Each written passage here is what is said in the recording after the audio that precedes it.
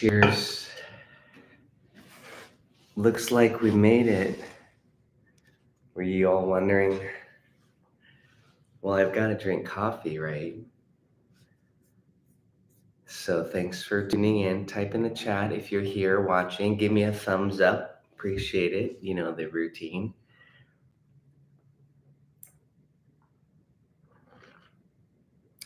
Hot. Really good. Thanks for tuning in. Let's do it. Teach you some really nice exercises today that I like to do with chords, but I'm going to go over a couple other topics too. And I'm going to quiz you with names. So grab your drink, grab your guitar.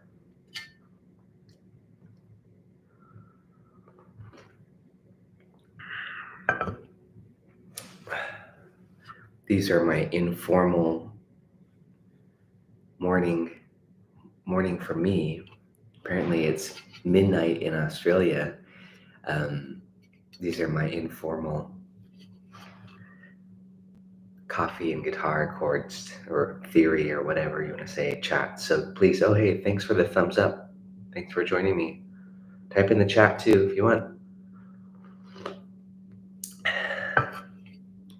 Let's see, what am I going to talk about today? Chords, lots of theory, lots of spelling.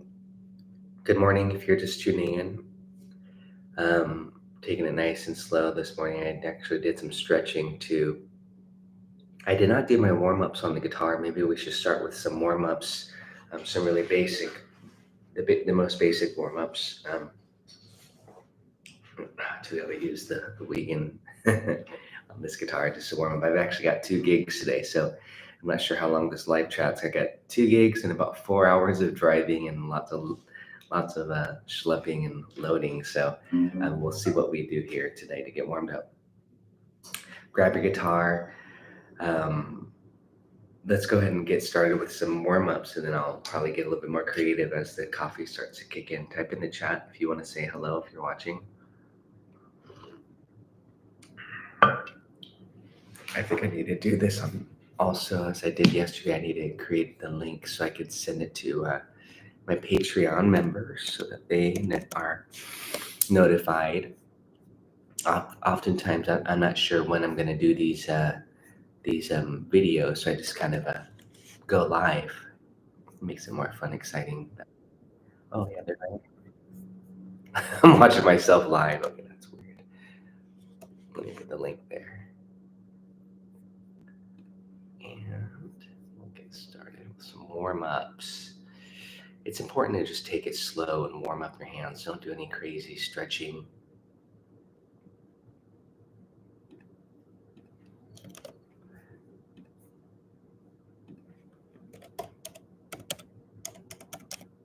If you're not already on Patreon, I do recommend joining my Patreon community. I know there's a fee, but you would enjoy it. Just give it a try. That's all I can say. If you like these live chats, because that's where I put all of my teaching materials, my solo guitar arrangements, my bonus videos, my sound slice videos are all on Patreon too. So you can have extra practice. Okay.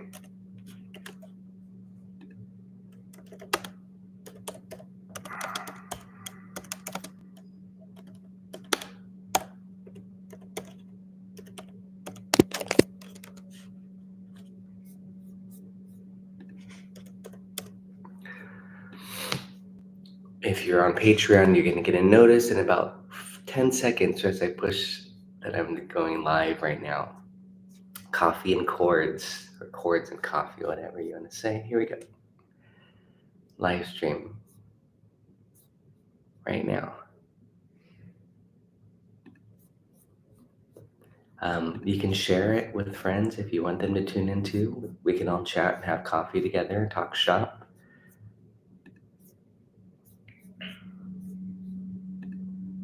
Here I am.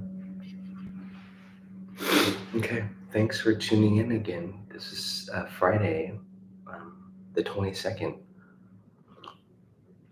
I've got a wedding in the afternoon, and then I've got which is a duo today with a cellist, and then tonight is a trio gig with my chord trio, which will be Joe on guitar, rhythm guitar, and I don't know if he's gonna swing by today. I think he is gonna swing by and do some chord spelling with us. So let's go and get warmed up, okay? My basic warm-up routine, this is quite common. These are the digit exercises. Grab your guitar, 1, 2, 1, 2, 1, 2, all 6 strings, like this. And then 2, 1, 2, 1, descending. Okay, do that again. Really relax your body. Feel the pulse. I'm just doing all downstrokes, getting coordinated. If I want to go faster, then I would alternate 3. And the next one is 2, 3. So you want to use your second finger and your third finger. Good morning, Jeff. Thanks for tuning in. Weddings are great. I did have to do some arrangements for this one, and it was a little time consuming. Let's do 3, 4.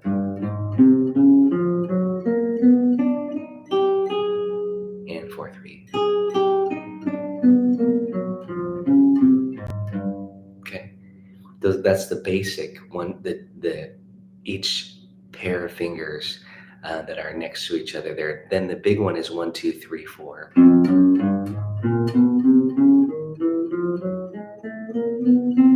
Notice I'm adding the fingers on.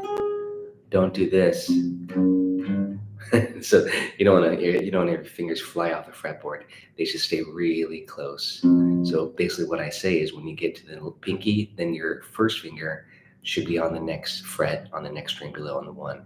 These are kind of just what I usually say, mindless exercises. You can just do this, and I'll demonstrate elsewhere on the fretboard. 2, 3, descending. This one in particular, well, all 4 fingers. And of course you could do alternate picking. Descending. And then you can do the chromatic scale. Again, the basic warm-up is on Patreon. Just go to my Patreon and join. The chromatic scale starting on C is here, and check this out. I did demonstrate this the other day, and it's also on Patreon too. And this one's actually on SoundSlice. If anybody wants to go to my SoundSlice page, this one is a free, public SoundSlice. There are many of those as well too. Of course, chromatic scale.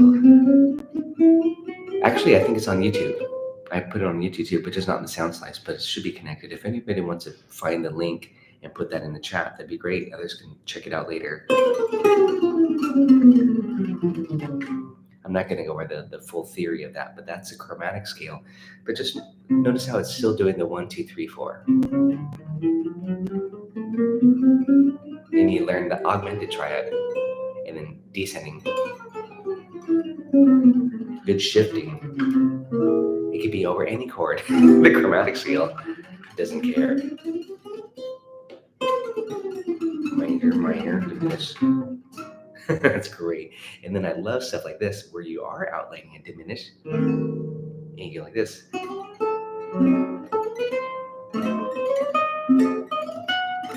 You can do these fun little licks, connecting the diminished like this. This is just some beautiful things that you can do with these exercises. You could turn it into music. That was a little triplet lick I showed the other day too. A couple weeks ago, it was one of my quick licks.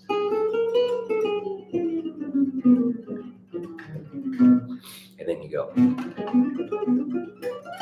If you're into gypsy jazz. Anyways, I won't get too much into technical stuff. Let's take it easy, have some coffee, and get back to chords. But if you do want to work on soloing, some techniques, some exercises, a lot of licks, I just shared my 105th quick lick yesterday on Patreon. Those are all at all tier levels. So if you're at the coffee level, which is the $2 per month, then you can have access to all of my quick licks, and that includes quick chord melody licks too. Thanks for tuning in. If you're just tuning in, we're just getting warmed up. Cheers. My good friend Joe is going to swing by and do some quizzing with us. So get ready for your chord spelling, okay? Joe and I went to music school together many years ago, and uh, I had him join my playing gypsy jazz guitar, just showing him the 3-note chord voicing so that he can get through all these tunes. And then of course he's practiced since then from what I shown him. But we just started with minor swing, 3-note shapes. I said, Joe, learn this one shape, slide it here. And then bam, we're doing gigs. This is 20 years ago. So fun. One shape, even with bass lines, 3-note shapes. It's magic.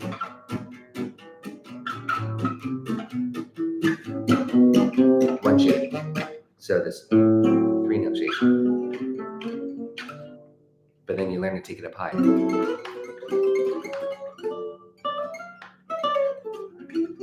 Then you go into solo too. Okay, it's a little early for gypsy jazz. I think I'm going to go ahead and just start with some spelling before I show you some other topics today. It's going to be, I keep saying it's going to be a short session, but then we go for an hour, so we'll see what happens because I need to load up on some caffeine here for this extra long day today for me. I think it's if I'm starting now, it's about a 14-hour day. I finish tonight at 10 p.m. So just be kind of constant, and I love coffee. I'm not promoting use of caffeine to keep you going, but this is sponsored by caffeine. Cheers. Ben, you watched it. Okay, I'm assuming you talk about my quick lick or my chord, the chromatic lick. Actually, I don't know what you're talking about now, but that's okay. Okay, let's get chord spelling. Let me grab my dry erase. Then we'll do some other topics. I'm going to show you some voice leading things, a little bit more fancier things than we've been doing, and some slash chords too. Okay.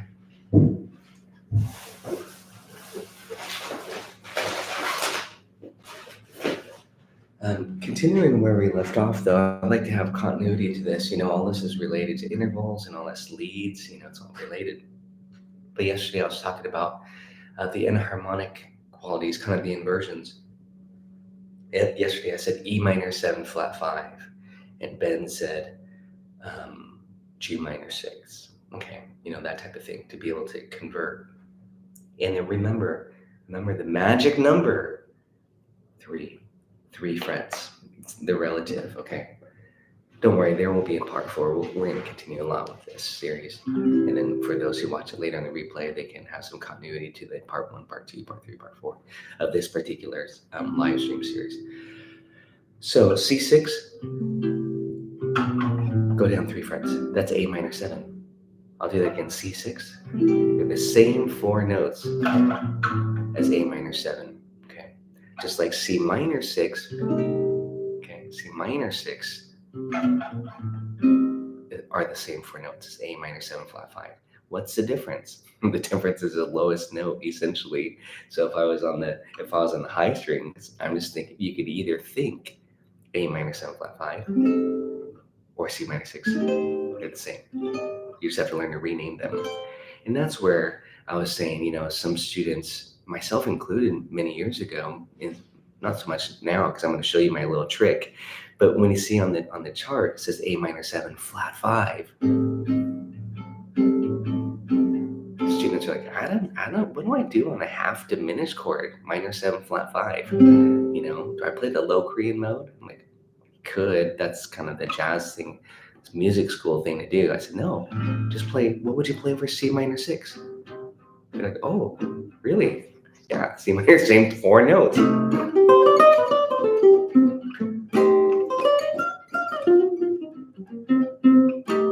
Same 4 notes. Whatever you want to play on C minor. That's what I would do on A minor 7 flat 5. Hey everybody, welcome special guest Joe Kim. Coffee session. He's got his coffee. put it back here so we can do some spelling. Welcome, Joe. You gonna sit on the seat today? Are you gonna sit? Yeah. Good morning. How are you? Oh, all right. How are you? I feel like Mr. Rogers. Hey, everybody. I gotta start wearing my cardigan sweater. What are you talking about today? I'm gonna have to have a little puppet, Tracy. We're talking about chords. I was just showing some other inharmonic, like I was saying, A minor. I was saying that some students in the past, and still, of course, when they see A minor 7 flat 5, they're like, what do I do for soloing? Then that's when I say, well, think, what would you do on C minor 6, you know? I say they're the same 4 notes, so do whatever you would do on C minor 6. Oh, yeah. And it makes soloing easy because they can play blues licks, Dorian, melodic minor, whatever they want on C minor. C minor. Instead of thinking A minor 7 flat 5 or Yeah, the same yeah. thing. Yeah. So I think that's a really valuable trick. I know it's early. Let's give a thumbs up to Joe for dropping by today and joining us for this quick chord spelling session. People are leaving, Joe. They saw you. They're going, oh, see you. No, I'm joking. All right, so we're going to do some chord spelling to get warmed up in our brains. Ready? Let's start easy. C major 7. Think about it, everybody. We're just going to chord spell for a second. I didn't like quizzes back when we were in college. Why am I here doing quizzes now? Okay. Just kidding. C major 7. Who's typing in the chat? Oh, Anybody? And Ben, I'll address some augmented and diminished if that's what you're asking. Okay, Joe, go for it. We're going to give them a second to write it down or think about it. Grab your paper, pencil. These are quizzes, just like music school. 1, 3, 5, 7. Yeah, 1, 3, 5, 7. That's the formula. Oh, thanks, Ben. Yeah. So, but I also want you to either play it and then say it. So this is kind of a spelling thing because it helps to know where it is on the guitar. That way you can do your inversions if you know your 4 notes. So you want the note names. I want the note names right now, not just the formula, but you do need to know the formulas. Okay. So C major 7 equals what? C. Yeah. C, E, G, and B. Okay. So all natural. So what if I said C minor? What if I said C minor major 7? What do we do to that?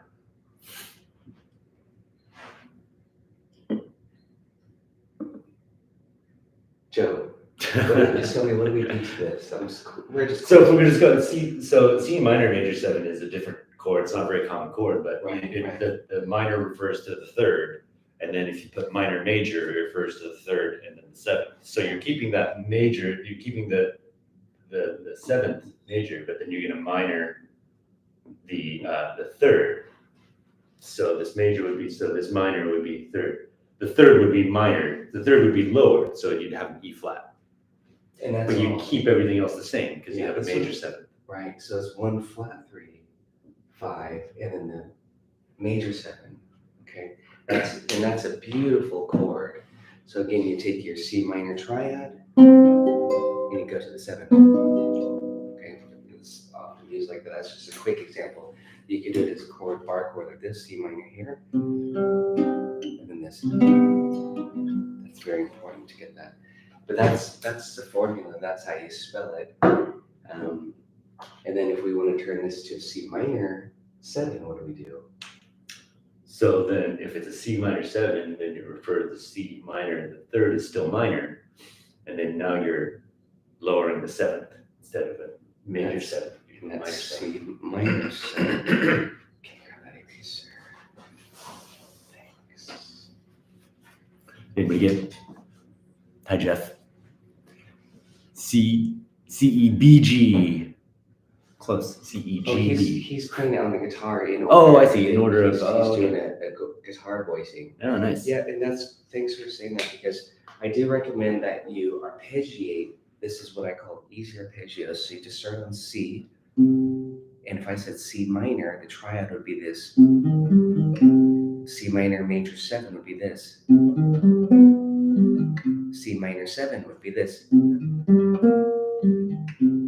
And as opposed to the chord, which is C, G, B flat, E flat. They're not in order, they're spread out, okay? They're displaced. So it's important to arpeggiate. But the other purpose of this is that if you can spell your chords, say C minor 7, C, then notice how I'm going to do it on the first string. I'm showing you the importance of spelling C, E flat, G, B flat. So now I know I mapped out the arpeggio. Now I can put my chord inversion, C minor with the root on top, C minor with the third on top, C minor 7 with the fifth on top, C minor 7 with the flat 7. And that helps me know where I'm going with these chord inversion shapes to memorize C, F minor 7, and then the shapes F minor 7 root, A flat. I mean, these are just formulas too, just ways to practice. And then G7, G, B, D, and F.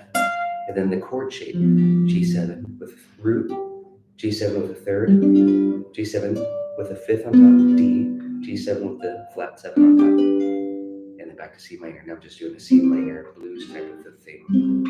F minor 7, G7, C minor 6. Melodic minor scale for fun. Let's do some more spelling while we have Joe before he has to take off. He's got a lot of things to do today.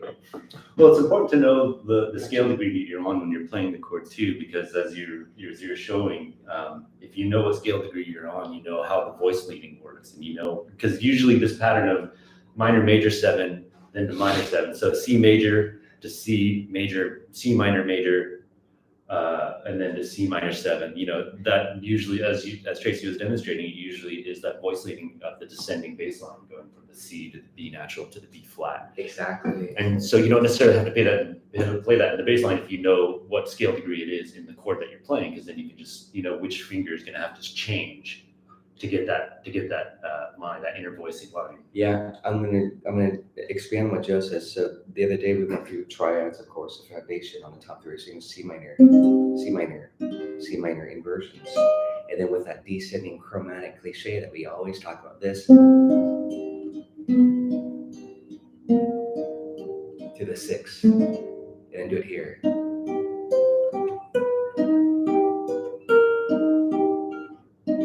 So the root, major 7, flat 7 to the 6. We no longer have the root because I'm really just doing a triad, but so that we get some interesting voicings. There are chords like this. So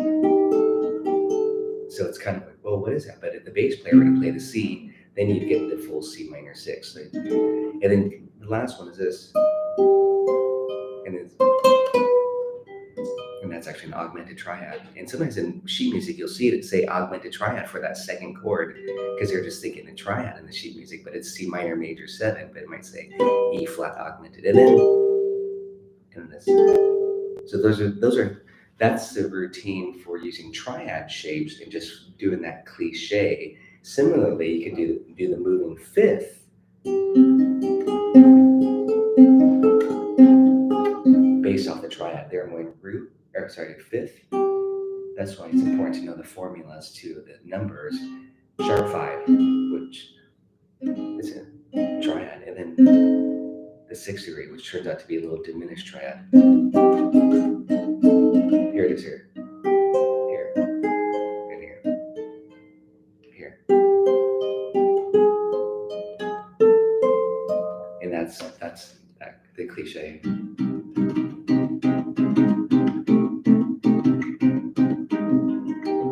Opposite of this cliche.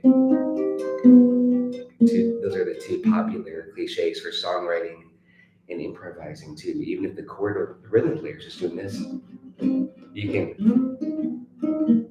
can throw in that little voice leading. It's so beautiful. Even if the rhythm player, the band, the bass player is not doing that, you could superimpose that on top. So this stuff all bleeds over to your soloing. You know, the more chords you understand and can accomplish, the more it's going to go into your soloing as well, your improvising. A lot of times too, that can help, knowing these voice leadings, that can help demystify when you're reading chords on a chart too. You see just the individual chords separately, like you'll see that major minor 7, then you'll see C minor 7. And instead of thinking them as individual chords, if you realize that there is that voice leading going down, they're just spelling out the chords individually, but really what's happening is just they're spelling out the chords to outline that movement, that ascending or descending movement of the fifth or the root or whatever. Yeah, this is a topic that we can kind of really expand on, but I'm going to load up just really quickly here My Funny Valentine on iReal Pro, just to see how they notate it. Oh my gosh! So there's two versions of it. They have alternate changes, but they wrote it as slash chords. They put for that second chord C minor major 7 slash B. Oh yeah. And then the next chord on measure 3 is C minor 7 slash B flat. Yeah, so you'll get these complicated looking chords. Yeah, I want to write up here how they have that. Oh no. Yeah. Oh cool. I just want to, like Joe's saying about demystifying how to read charts so that you understand what are they really asking, and it's as simple as just move that bass line down. Yeah, just you're moving a fifth, or you're moving the bass line. But it's interesting that when I do have a good trick, I have a couple things when soloing on that cliche, when you have this chord that you think C minor, I like melodic minor, and then on this chord when we have the C minor major 7, I think I augmented that. But you can also think off the 5 chord, so it's almost like going like this 1, 5. Oh yeah. And then that's that movement in there. You hear that quite often. The tonic, the dominant, and back with the tonic, so you get that tension, the resolution on that chord, So in some essence, you don't necessarily need the complicated written out chord. If you're you're a rhythm player like me, you can just play it.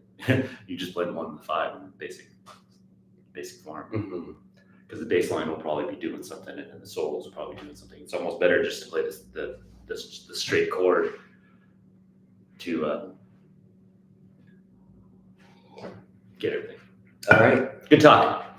Bye, everybody. Thanks, Joe. Thanks for dropping by. Have a good day. You too. Talk to you later. See you. All right. That's Joe. If you haven't seen my live performances in Portland or on video, you'll see Joe playing rhythm guitar.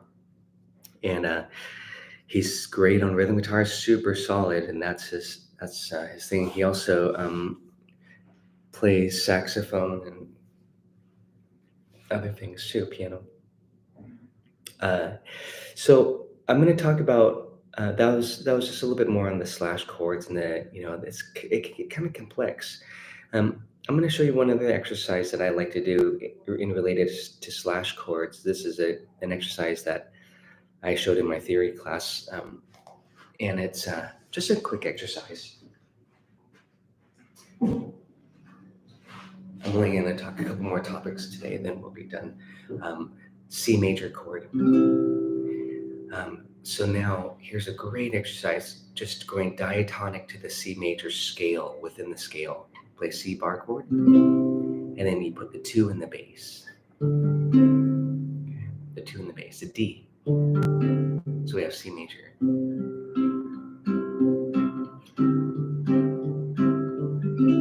The 2 in the bass. That actually creates that on the chart. That can have 2 different names. All right, on the lead sheet, that could say C over D.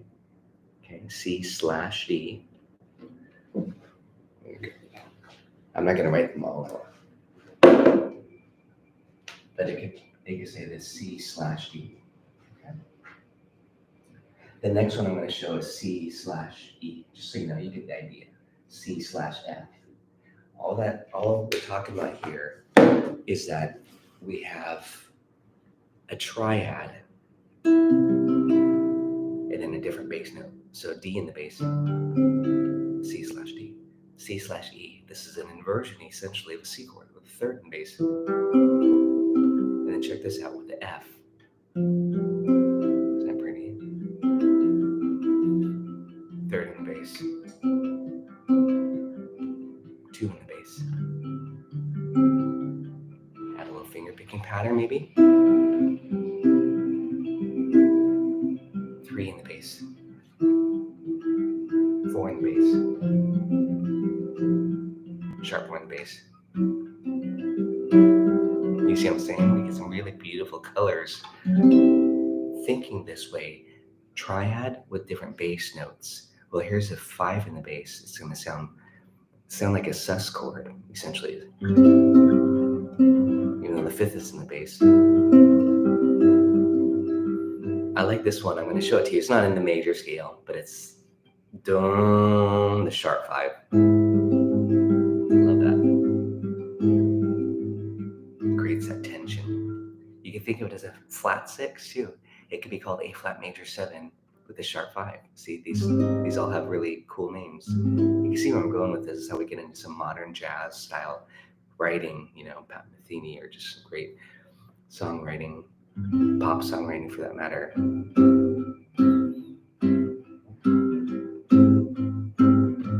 Tension. Yeah, I was going to go there. That's A minor 7, but it could be called C triad /A. But everybody would just call it A minor 7. And then do, I'm kind of going chromatic now. Why not? I just didn't do the minor 3rd because that's a little bit weird there, but B flat. That's C/B flat. That's often referred to as a Lydian style chord. Sometimes they would actually say B flat Lydian, thinking of it again off the root of B flat. Because you have this B flat triad, C/B flat. Really pretty. And I recommend doing inversions. Great sounds that way. Well, the last one is C/B. That's the 7 in the bass. A lot of tension there. And then let's resolve to C. I'm going to do it not this way, but over here. So notice I've kept the C triad. It's actually GCE. It's an inversion, second inversion.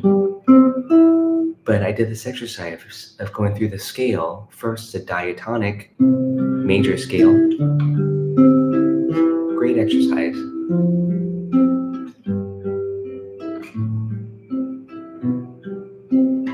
Bass line. I go backwards.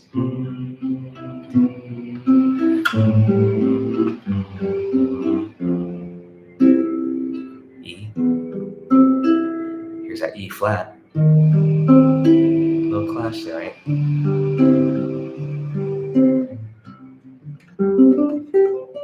Then B flat.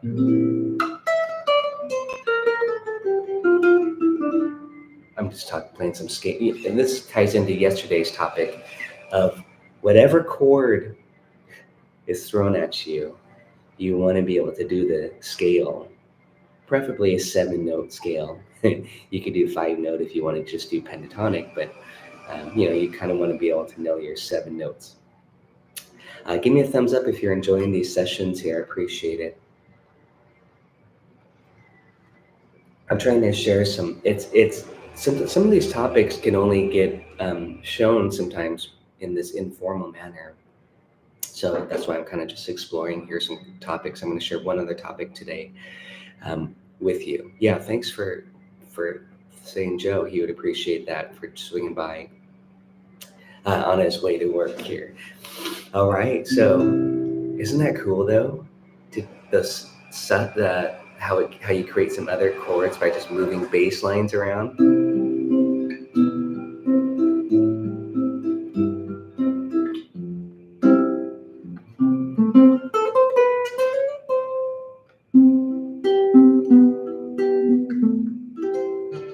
So think about that. I think I just have one other topic to hit today. I appreciate you guys joining in. Like I mentioned, I've got 2 gigs today. I've got 4 hours of driving, so I can't do a long session here, but I've got to drink my coffee, and I love sharing some concepts, because when I'm drinking coffee, I seem to get creative, and it's nice to share some topics with you and answer some questions and demonstrations and whatnot. And I always kind of demonstrate some tunes too. For No One, hey, Beatles, yeah, it does have that bass line, doesn't it? The day breaks, there's a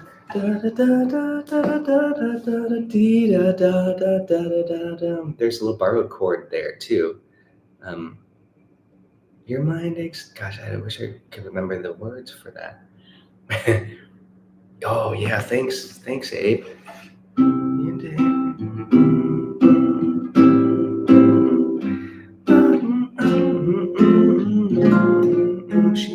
She no longer needs you. I hope I don't get tagged, but don't worry, I'm not singing a tune by any means.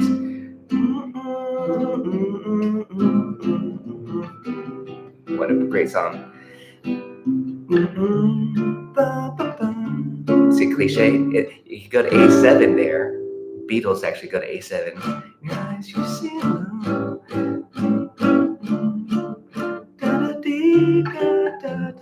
There's some movement there. I don't know. I'm just, if you're wondering, how did Tracy know that song so fast? I real pro. I real pro. But yeah, I would probably look at an official Beatles songbook or something if you want to really get the right chords to that one. But again, I would do that cliche because I'm a jazzer for that B section. In her eyes, you see love. I'll have to play that one. I'm going to play that as a boss. I'll review that song. That's a great tune. Thanks for mentioning that, A. Appreciate it. I don't have my Beatles mug today. I was going to cheers you. I'll have it tomorrow. It's in the dishwasher. No, well, thanks, Ben. Yeah, persevering IQ. It takes formulas. It takes doing it with me every day. You got to do these arpeggios. I want to say 1 3 5 flat 7, 1 flat 3 5 9. So it takes knowing your intervals. It's just I'm trying to give you a little list of things like, oh, I need to understand my intervals better on the guitar. Okay. Maybe you're like, I can do the intervals, I just don't know my formulas. Well, get a list of formulas. It's all available. We talk about 13th chords and 11th chords the other day, but definitely be able to arpeggiate. The spelling part is important. So if I said F major 7, and watch how I arpeggiate on the first string, F, A, C, E, natural. And then I put the chord shapes for F major 7 with the inversions. And I've got a ton of studies.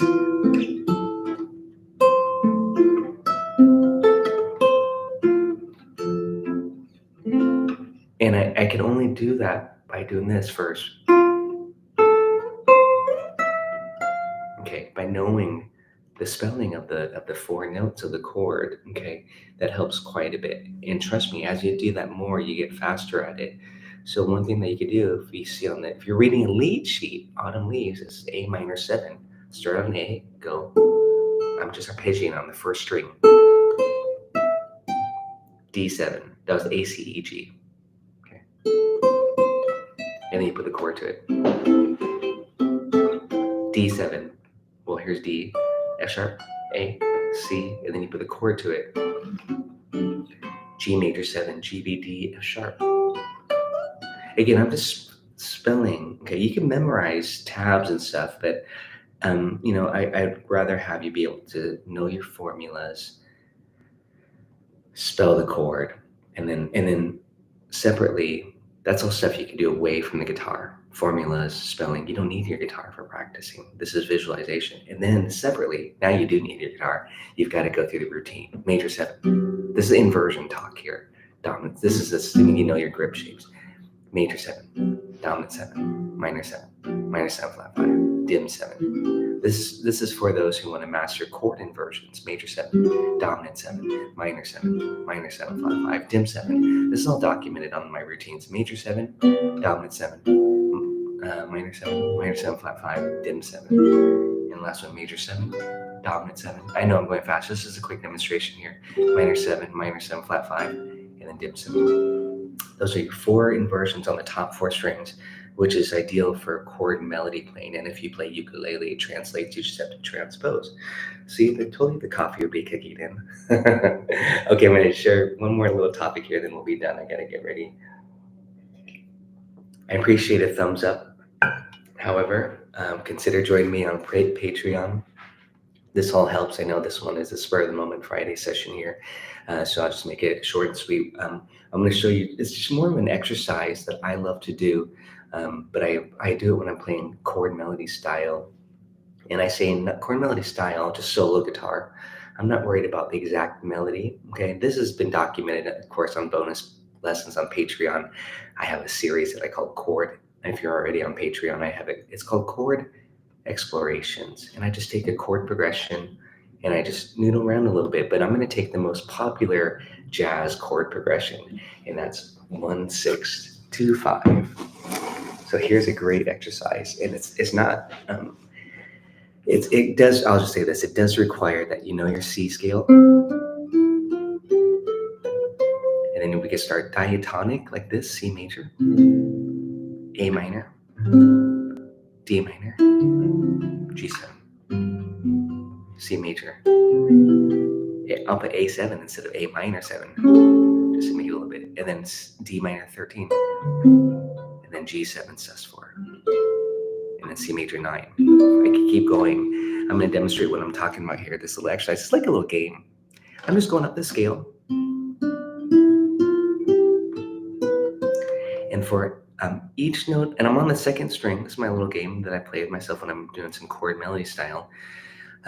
So I've got the scale that I'm following. You gotta have these limitations sometimes, these games. And then I put the chords. I'm using grip shapes. I'm gonna yell out each chord that I'm doing here. C6, A minor 11, D minor 9, G7, C major 7, A7, D minor 13, G sus4, G9 sus4. That's F triad / G, by the way. This is exactly what we talked about earlier. You do it here too. Okay, isn't that fun? So I'm just doing 1, 6, 2, 5 with the real bass, the proper bass, doing this. I'm following this, but then I'm gonna hear same bass line, 1, 6, 2, 5. It could be Blue Moon.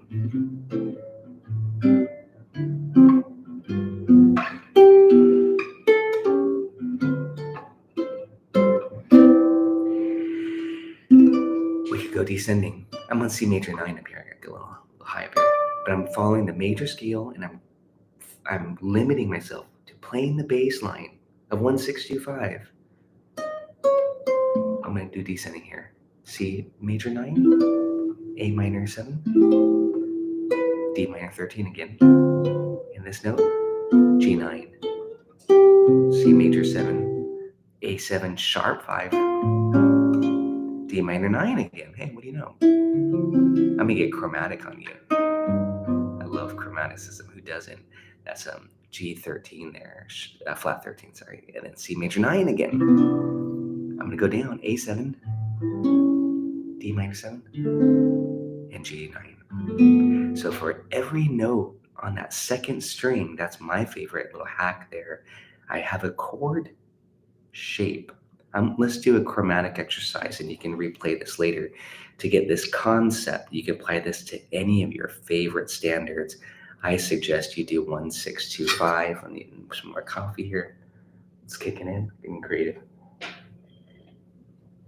That's a good time to give me a thumbs up if you are enjoying these series in the morning with me. I appreciate it. Okay, focus. So we got, I'm going to slow this one down. You got chromaticism here. Thanks for the thumbs up. We love the chromatic scale. Listen to that tension. Second string, just starting on C. We're doing a 1, 6, 2, 5. This could be Blue Moon. It could be so many songs. It could be At Last.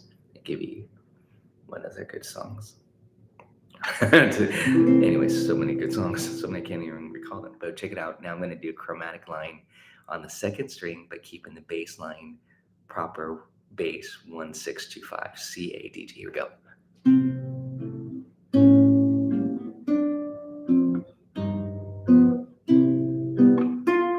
I'm going to accent the melody. Turn that to dominant. You could turn those minor chords to dominant to blues it up. Ooh, I know this one's going to be cool. Tension.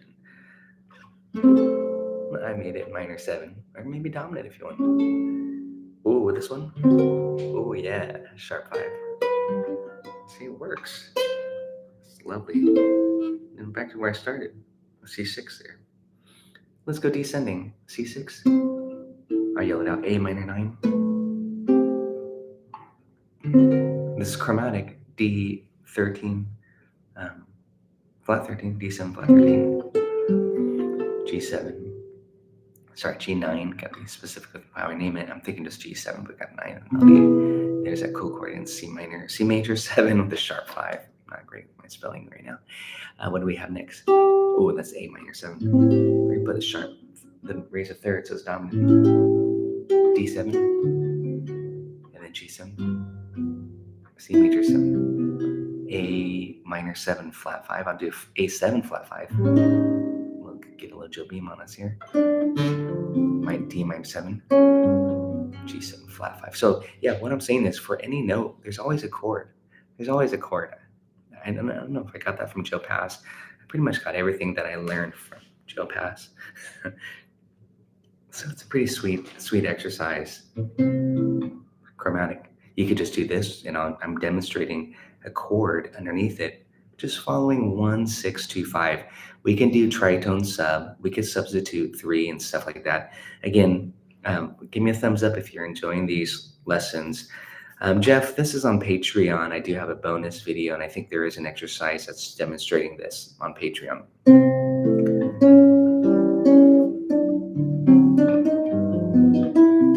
It's a little game I like to play.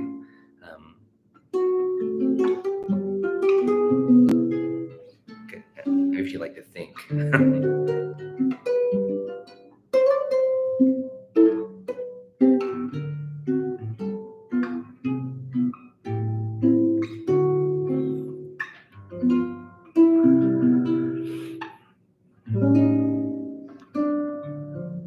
Let's sharpen this.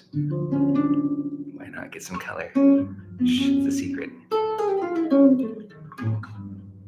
Always know your scale. And then it's a really fun game.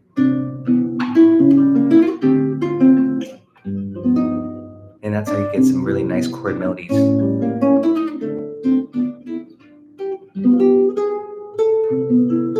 And one more thing before we leave today. One more thing. Oh, I gotta show you this one. And again, this is demonstrated on some bonus lessons on Patreon, of course, chord explorations, but I just want to share it with you all here too. Common tone approach. So I'm going to take, and this is the last thing, but grab your guitar, check it out later. It's really a fun exercise. I'm just going to go through the scale. D minor, 7, G, sus. That was 1, 6, 2, 5. So I went C6, A minor 9, D minor 7, G7 sus, C major 9, A minor 11, D minor 7. I added some color to that. That's a G7 flat 9, C major 7, A7 sharp 5, D minor 7, G7. I really want to do this note. But I'll do the C major 7. I'll stay in the key A minor. That's a diatonic, but it's so pretty. So any note, the singer could be going da.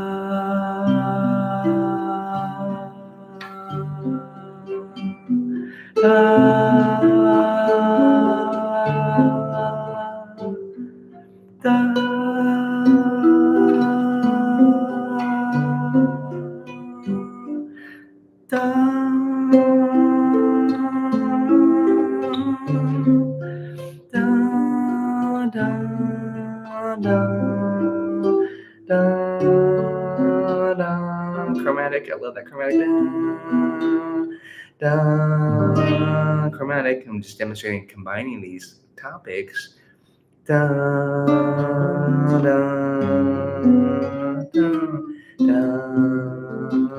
Chromatic, chromatic, chromatic, chromatic, chromatic. Really bring it up.